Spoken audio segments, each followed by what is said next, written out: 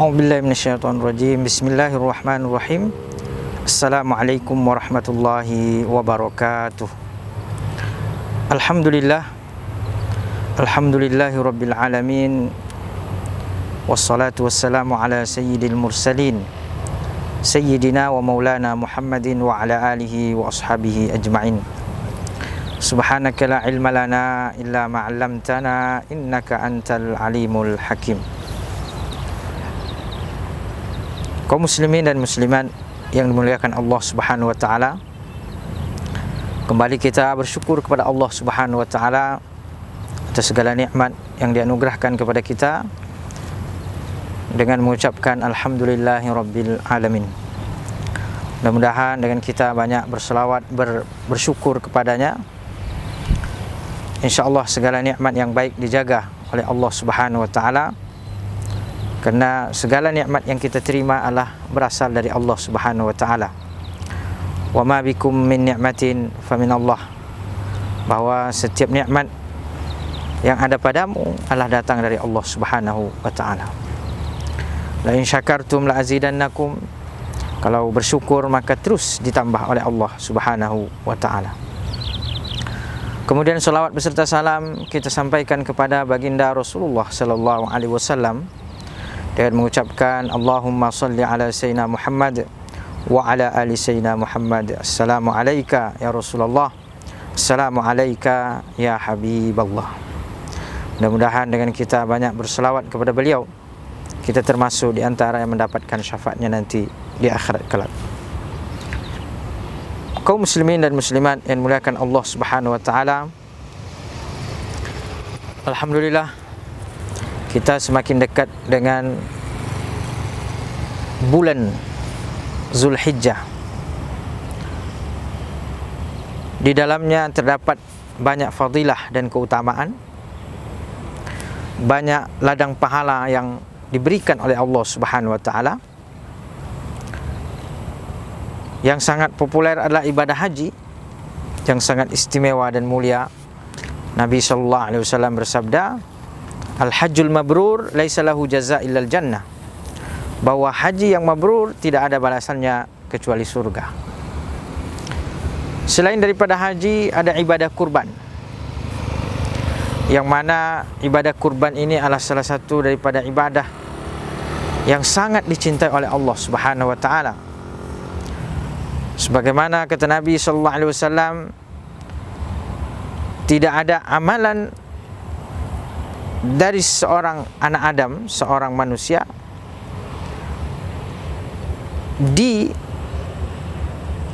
pada hari-hari nahar, yaitu hari 10, 11, 12 dan 13 daripada bulan Zulhijjah, melebihi daripada kecintaan Allah Subhanahu wa taala terhadap berkurban, yaitu menyembelih kurban. Begitu besar pahala daripada berkurban ini, dan ini juga menjadi sunnah daripada Nabi sallallahu alaihi wasallam. Beliau berkurban, menyembelih kurban berupa kambing yang putih bertanduk. Kemudian juga putri beliau Sayyidah Fatimah juga berkurban. Sebagaimana beliau mengatakan, ya Fatimah, wahai putriku Fatimah, kumi, berdirilah, bangunlah, dan lihatlah kurbanmu disembelih. Karena sesungguhnya dosamu telah diampunkan dengan tetesan darah pertama daripada kurban tersebut. Dan kata para ulama, berkurban ini hukumnya adalah sunnah muakkad, yaitu adalah sunnah yang sangat dianjurkan. Maka Nabi sallallahu alaihi wasallam mengatakan, barang siapa yang punya kelapangan maka hendaklah dia berkurban.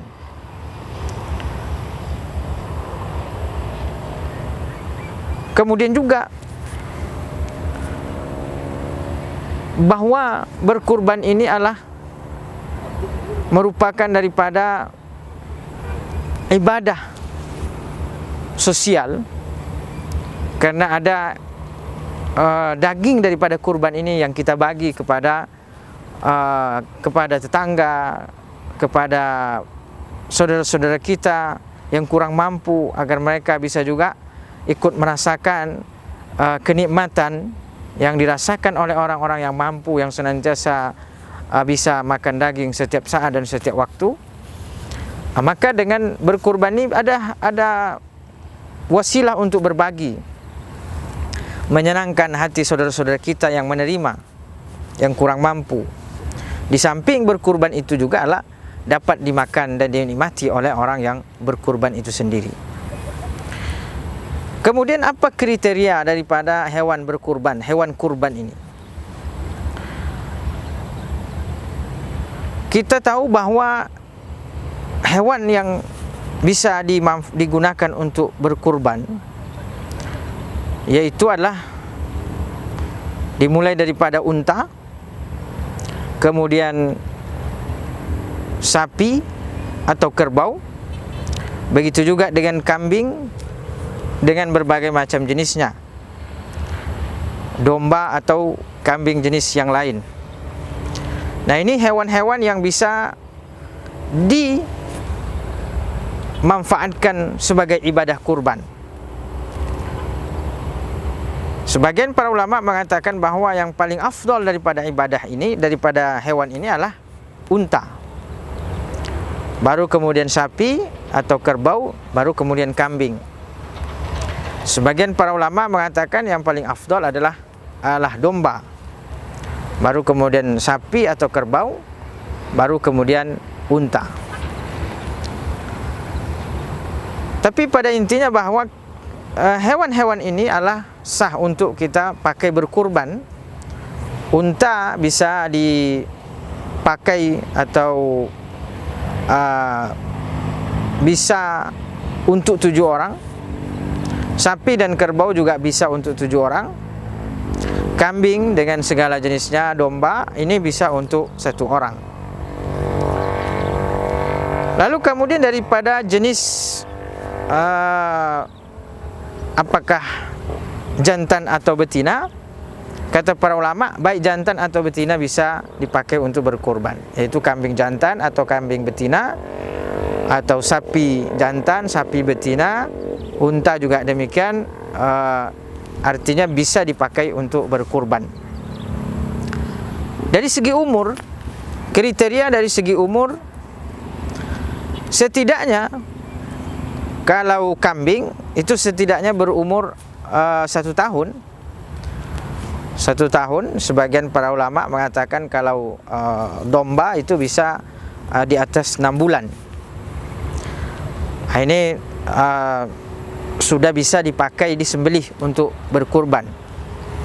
Adapun sapi dan juga kerbau itu paling tidak 2 tahun baru bisa dipakai untuk berkurban. Kemudian unta ini 5 tahun baru bisa dipakai untuk berkurban. Jadi kalau kambing 1 tahun, sapi dan kerbau 2 tahun, kemudian kalau unta 5 tahun. Nah, ini dari segi umurnya. Nah, ini sangat diperhatikan oleh syarak. Kenapa demikian? Ini berkaitan dengan dagingnya, berkaitan dengan kemanfaatan daripada hewan kurban tersebut. Maka itu sangat diperhatikan oleh syariat. Maka oleh karena itu, ketika kita ingin berkurban, itu harus kita perhatikan dari segi umurnya. Jangan sekedar ambil hewannya, beli hewannya, baru kita sembelih. Karena bisa jadi tidak sesuai dengan kriteria yang ditetapkan oleh syariat. Kemudian dari segi warna ini tidak artinya memang yang paling afdal itu adalah warna putih sebagaimana disebutkan di dalam hadis Nabi SAW. Tetapi juga warna-warna yang lain boleh dipakai untuk berkurban, yaitu mungkin hitam atau warna yang lain. Nah, ini boleh saja dipakai untuk berkurban, baik dari kambing, jenis kambing, sapi ataupun unta. Kemudian juga para ulama menyebutkan bahwa ada penyakit-penyakit yang ada pada hewan ini sehingga tidak tidak boleh untuk berkurban. Karena ibadah kurban ini adalah ibadah khusus yang Allah Subhanahu wa taala perintahkan, fasalli li rabbika wanhar, yaitu salat Idul Adha, lalu kemudian melaksanakan wanhar, penyembelihan, itu melaksanakan ibadah kurban. Ada beberapa penyakit yang mana ini menjadi penghalang, artinya tidak sah untuk dipakai berkurban. Ada memang penyakit daripada hewan ini yang memang mutlak tidak boleh, tapi ada juga yang masih ditoleransi tetapi hukumnya makruh saja. Tapi ada yang memang tidak boleh sama sekali.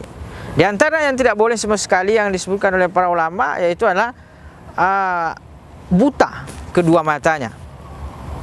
Nah, ini kalau hewan ini buta, maka tidak bisa dipakai untuk berkurban. Atau salah satunya, maka ketika hewan ini kedua matanya buta atau salah satunya, maka itu tidak boleh dipakai untuk berkurban. Al-awra' al-bayyin, itu buta jelas, butanya itu jelas, nampak. Tapi kalau tidak nampak butanya, ini masih hukumnya bisa makruh. Kemudian yang kedua, yang tidak boleh, penyakit yang ada pada hewan yang tidak boleh untuk berkurban, yaitu adalah al-maradul bayyin, sakitnya jelas. Mungkin berjalannya susah, karena jelas sakitnya. Jadi kalau nampak sakitnya jelas, maka ini menjadi penyebab bahwa hewan tersebut tidak bisa dipakai untuk berkurban.